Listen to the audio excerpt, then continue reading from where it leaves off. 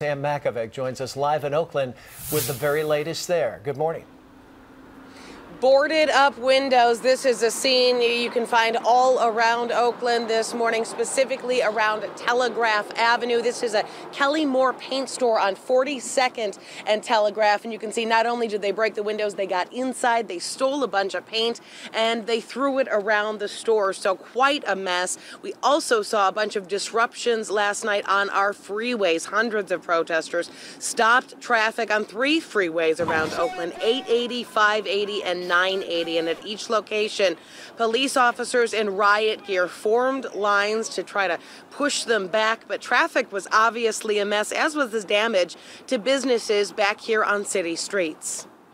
There's a lot of damage in the area, and it's just unfortunate for everybody. Thanksgiving and all. Eric Marquez Cafe was vandalized by a pack of protesters last night. The front windows broken and paint strewn inside. He said he was lucky looking at some of the damage at neighboring businesses. My main concern at the time was to keep them out because we have residents that live upstairs, and if they get inside, I don't know what they're going to do. If they start a fire, not only is it going to be damaging to our business, but they're going to be homeless upstairs.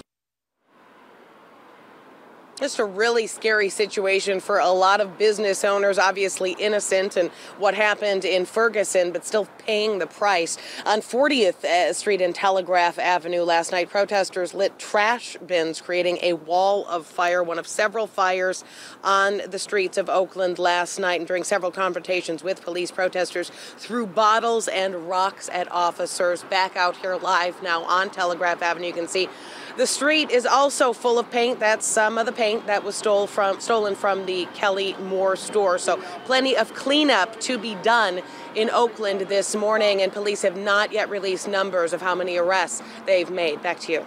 It looks like a big mess. What about the protesters' tactics? Are they a bit different than in the past?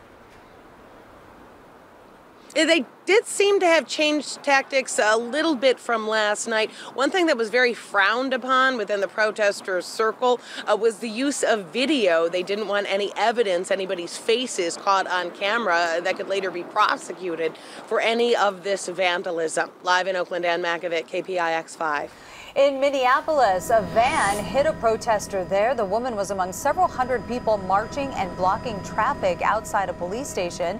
The driver plowed right through them, and officers were there to make an arrest.